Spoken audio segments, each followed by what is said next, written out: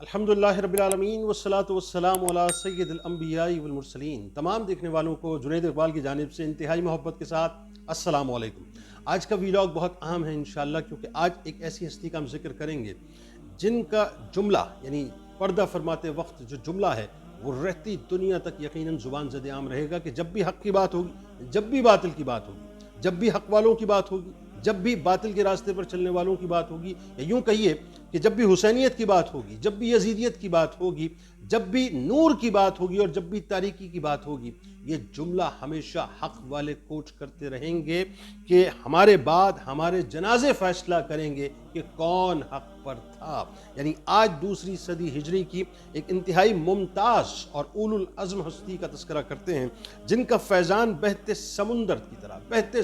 کی طرح رہتی دنیا تک جاری رہے گا، جو کمالات کا مجموعہ ہے، جو اوصاف کا خزینہ ہے، جو علم کا سنہری باب ہیں، جو بیک وقت فقی بھی ہیں اور محدث بھی ہیں، ائمہ اربعہ میں سے ایک مجتہد بھی ہیں، یعنی فقہ حنبلی کے موسس بھی ہیں۔ مسند امام احمد بن حنبل ناظرین ایک ایسی کتاب ہے کہ جب جب اس کتاب کو کھولا جائے گا، اور کھولا جاتا ہے اور کھولا جاتا رہے گا، آپ کو ان کی رفتوں اور ان کی بلندیوں کا احساس ہوتا رہے گا۔ یعنی جو در حقیقت امام فی الحدیث بھی ہیں، امام فی الفقہ بھی ہیں، امام فی القرآن بھی ہیں، امام فی الفقر بھی ہیں، امام فی الزہد بھی ہیں، امام فی الورع بھی ہیں، اور امام فی السنت کے اعلیٰ ترین مقام پر بھی فائز ہیں۔ والد گرامی آپ کے جب آپ بچپن میں تھے تو والد گرامی کا سایہ آپ کے سر سے اٹھ گیا تھا، والد جوانی میں چلے گئے تھے، تقریباً 30 برس کی ان کی عمر تھی، اور فوج کے اندر وہ بیسیکلی ملازم تھے، تو آپ کے اندر ایک جہاد کا بھی جذبہ بائی ڈیفالٹ آپ کی طبیعت کے اندر موجود تھا۔ والدہ کے ہاتھوں آپ کی تربیت ہوئی، اور ایسی تربیت ہوئی صاحب، ایسی تربیت ہوئی کہ دنیا نے سر اٹھا کے دیکھا کہ اللہ تبارک و تعالیٰ نے آپ کو وہ مقام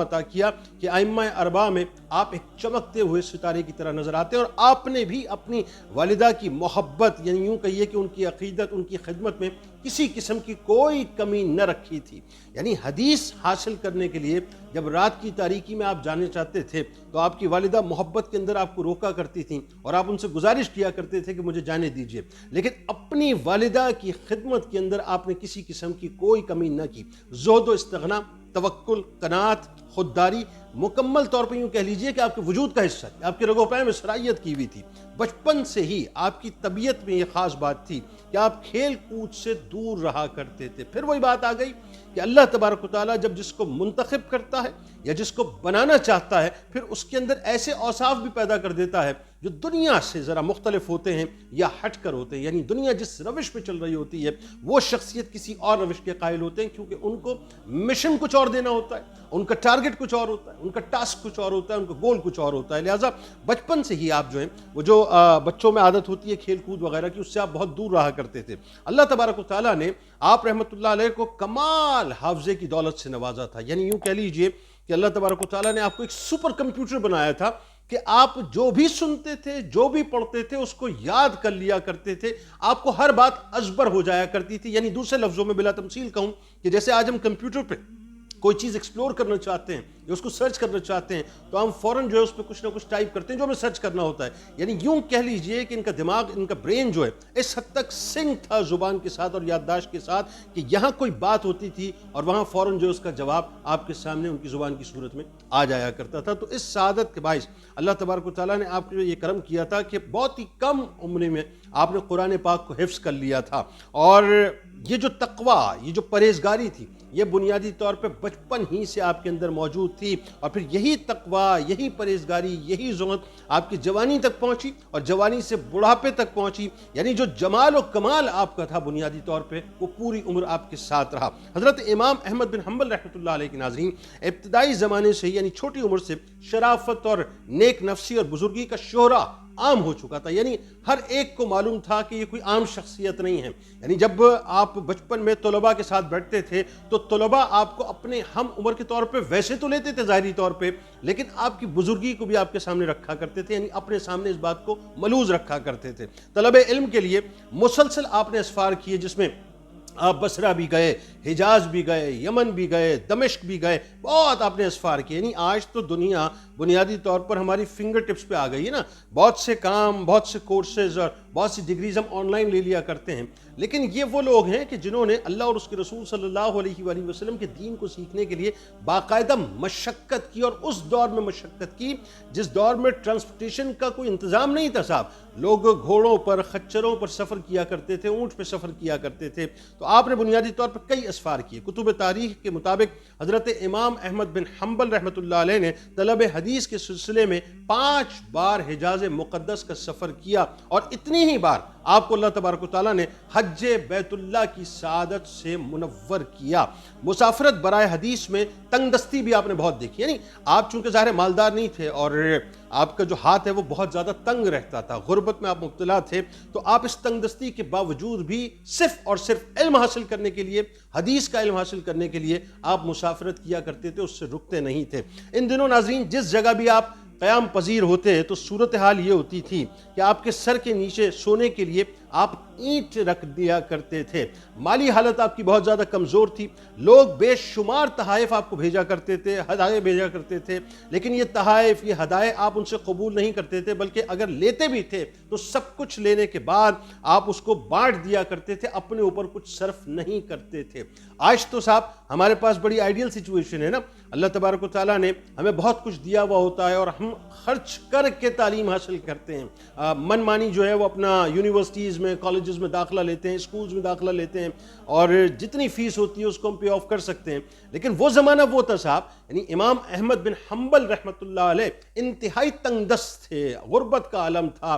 اور اینٹ آپ سوچئے سر کے نیچے رکھ کر آپ سویا کرتے تھے تو غربت کا افلاس کا کیا عالم ہوگا. لیکن آپ یہ دیکھیے کہ خودداری کس لیول کی تھی کہ لوگ تحائف لے کے، ہدایے لے کے آپ کی بارگاہ میں آتے، گو کہ آپ اپنے آپ کو بہتر کر سکتے تھے کیونکہ دین کا بہت بڑا آپ کام کر رہے تھے. لیکن وہی بات ہے کہ اللہ پر توکل، ایمان، اور پھر وہی بات ہے کہ اللہ تبارک و تعالیٰ سے جو آپ کا ایک تعلق تھا، اس کے اندر جو فقر اختیاری والی بات ہے، رسول کریم صلی اللہ علیہ وآلہ وسلم کی جو سنت ہے کہ سرکار علیہ السلام نے جس انداز سے فقر کو اختیار کیا، رسول کریم صلی اللہ علیہ وآلہ وسلم کے اس غلام نے بھی اسی انداز سے فقر کو اختیار کیا. مناصب سے آپ دوری رکھتے تھے. دنیا سے بے رغبتی ایسی تھی کہ زمانہ طالب علمی میں ہارون الرشید کی طرف سے یمن کا قاضی بننے کی آپ کو پیشکش ہوئی، آپ نے اس پیشکش کو قبول نہ کیا. یعنی آج کے دور میں صاحب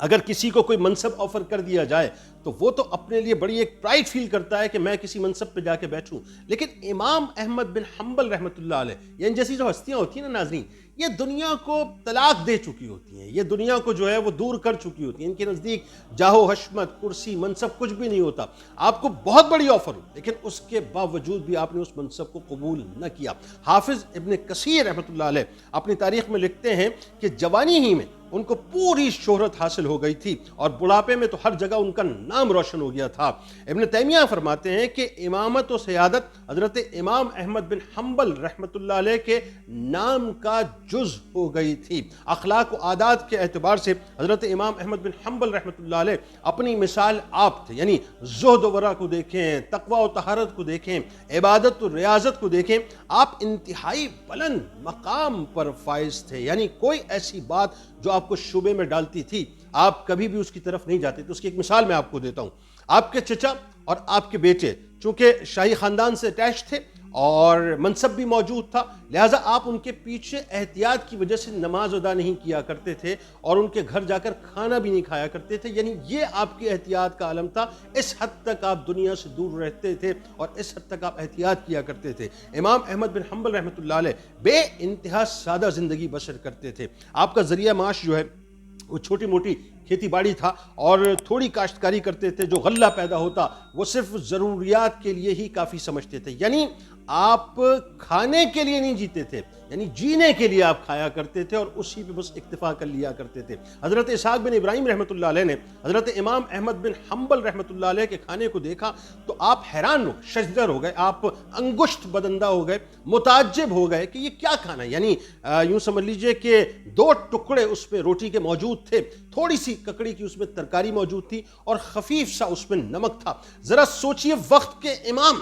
وقت کے مجدد، یعنی ائمہ اربعہ میں ایک انتہائی روشن مقام اور روشن ستارے، ان کے کھانے کا عالم کیا ہے؟ 2 ٹکڑے روٹی کے ہیں، ککڑی کی چھوٹی سی یعنی پلیٹ کے اندر جو ترکاری موجود ہے اور تھوڑا سا اس کے اندر نمک موجود ہے، یہ آپ کا کھانا ہوا کرتا تھا۔ امام احمد بن حنبل رحمۃ اللہ علیہ نے احادیث حفظ کی، جمع بھی کی، اور اس ذوق نے انہیں اپنے وقت کا امام حدیث اور مجتہد بنا دیا تھا۔ یعنی اللہ تعالیٰ نے آپ کو، جیسا میں نے آپ سے کہا نا، سپر کمپیوٹر بنایا تھا کہ آپ احادیث کو حفظ کر لیا کرتے تھے، جو کچھ سنتے، جو کچھ پڑھتے، آپ بالکل اس کو اپنے دماغ کے کمپیوٹر کے اندر سیو کر لیا کرتے تھے۔ حضرت ابراہیم بن اسحاق رحمۃ اللہ علیہ کہتے ہیں کہ میں نے حضرت امام احمد بن حنبل رحمۃ اللہ علیہ کو دیکھا کہ یوں لگتا ہے کہ اللہ تعالیٰ نے ان میں علم اولین و آخرین جمع کر دیا ہے، یعنی اتنا علم اللہ تبارک و تعالیٰ نے آپ کو عطا فرمایا تھا۔ امام محمد بن ادریس شافعی رحمۃ اللہ علیہ، جو آپ کے استاد بھی ہیں، آپ کے شیخ بھی ہیں، وہ فرماتے ہیں کہ میں جب بغداد سے نکلا،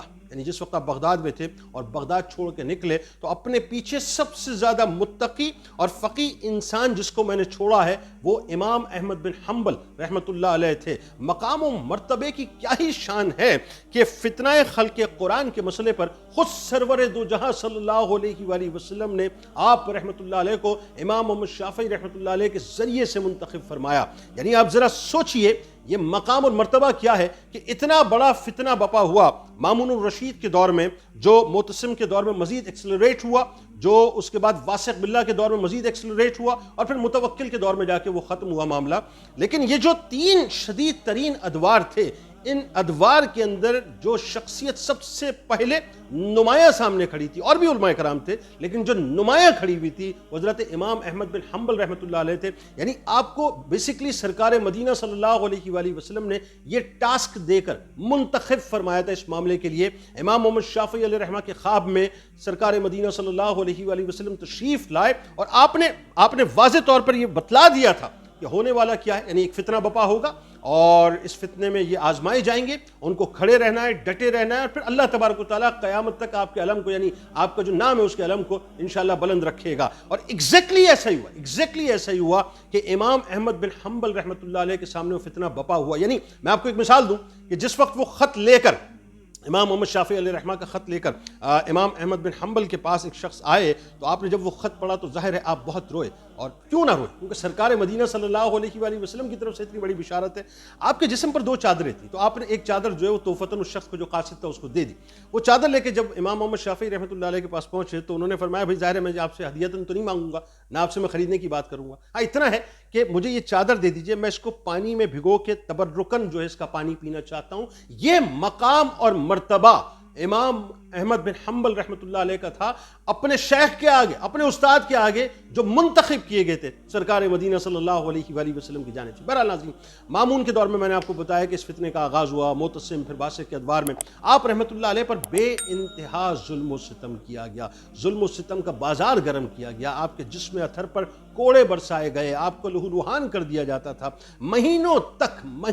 تک معتصم نے آپ کو بیڑیوں میں جکڑ کر پابند سلاسل کیا، مگر مجال ہے زبان سے وہ فتویٰ نکلے جو قرآن و حدیث کے خلاف ہو، یعنی جو مامون چاہتا تھا، جو معتصم چاہتا تھا، جو واسق چاہتا تھا، آپ تو وہ چاہتے تھے جو سرکار مدینہ صلی اللہ علیہ وآلہ وسلم کی چاہت تھی۔ ایون جب معتصم نے آپ کو مصائب و آلام میں مبتلا کیا تو اس وقت آپ کا گزران بھی بہت مشکل ہو گیا تھا، یعنی نانو شبینہ کا معاملہ جو ہے اس حد تک ہو گیا تھا کہ آپ محتاج ہو گئے تھے، لیکن ان کے عقیدت مندوں نے ہزاروں روپے اس موقع پر آپ کو پیش کرنے کی بھی کوشش کی، لیکن آپ نے اس پیشکش کو قبول نہ کیا، اور آپ نے ان کا انتہائی یوں سمجھ لیجئے کہ محبت کے ساتھ، حلاوت کے ساتھ شکریہ ادا کیا، لیکن توکل کا عالم یہ تھا کہ میرے رب نے اس تکلیف میں مجھے مبتلا کیا ہے، میں تکلیف اپنے رب کے لیے سہ رہا ہوں، لہٰذا وہی مجھے اس تکلیف سے نکالے گا۔ علمی بلندی ایسی صاحب کہ مؤلفین سیاہ ستہ میں امام محمد بن اسماعیل بخاری رحمۃ اللہ علیہ، امام مسلم بن حجاج رحمۃ اللہ علیہ، امام ابو داؤد رحمۃ اللہ علیہ،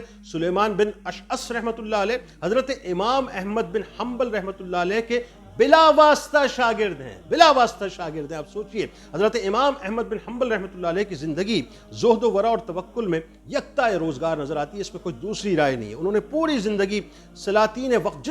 جتنے بھی بادشاہان وقت تھے ان سے کسی قسم کا کوئی ہدیہ تحفہ قبول نہیں کیا۔ امام احمد بن حنبل رحمۃ اللہ علیہ کا یہ قول بھی بڑا مشہور ہے کہ میرا وہ دن خوشبوؤں سے لبریز ہوتا ہے جس دن میرا ہاتھ خالی ہوتا ہے۔ یعنی آپ سوچئے صاحب کہ فقر کا کیا عالم ہے اور علم کا کیا مقام ہے کہ پوری دنیا آپ کو سر اٹھا کے دیکھتی ہے، بلکہ یوں کہیے کہ ادب سے آپ کی بارگاہ میں سروں کو جھکاتی ہے۔ اور یہ بھی آپ نے فرمایا کہ آخرت کے کھانوں اور لباس کے مقابلے میں دنیا کے کھانوں اور لباس کی کیا حیثیت ہے، اور دنیا کی زندگی تو چند روزہ ہے۔ بس یہ ذہن میں رکھیے،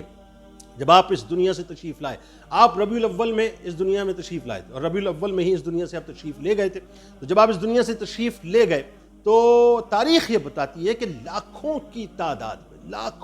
تعداد میں لوگ آپ کے جنازے میں شریک تھے، اور جو آخری وقت تھا نا آپ کا، آخری وقت بالکل، یعنی جس میں آپ انتہائی نحیف ہو گئے تھے۔ اور آپ کو میں ایک اور بات بتاؤں، آپ نے جو پردہ فرمایا، جو آپ کی موت ہوئی، اس کی وجہ کیا تھی؟ کوئی بیماری نہیں تھی، بلکہ آپ روزے کثرت سے رکھا کرتے تھے، کھانا بہت کم کھایا کرتے تھے، جس کی وجہ سے انتہائی نحیف ہو گئے تھے، اور اسی وجہ سے آپ کا انتقال ہوا۔ تو جب آپ کا جنازہ اٹھا تو لاکھوں کی تعداد میں لوگ شریک تھے۔ جنازہ آپ کا تاریخ بتاتی ہے کئی مرتبہ ادا کیا گیا ہے، اور پھر وہی قول جو آپ نے پردہ فرمانے سے پہلے، چونکہ آپ نے ظلم کے خلاف، جبر کے خلاف، ظالم حکمرانوں کے خلاف کھڑے ہو کر ڈٹ کے لڑائی لڑی ہے، اور یہ بتلایا کہ ہم حسینی کیمپ کے اندر موجود ہیں، ہم حق کے ساتھ موجود ہیں، تو آپ نے جملے فرمائے، وہ جملہ آج بھی زبان زد عام ہے، اور وہ ہمیشہ زبان زد عام رہے گا کہ ہمارے بعد ہمارے جنازے فیصلہ کریں گے کہ کون حق پر تھا۔ بس اپنا آئیڈیل بنیادی طور پہ ان ہستیوں کو بنائیں۔ یہ وہ ہستیاں ہیں صاحب کہ جو ہمیں بتلاتی ہیں کہ ہیروئزم اصل میں یہاں پر موجود ہے۔ باقی اگر ہم ویسٹ کی پیروی کریں گے تو صاحب سوائے تباہی کے اور کچھ بھی نہیں۔ اجازت دیجیے اس دعا، اس امید، اس یقین کے ساتھ کہ اللہ تعالیٰ آپ کا، ہمارا، ہم سب کا حامی ناصر۔ اللہ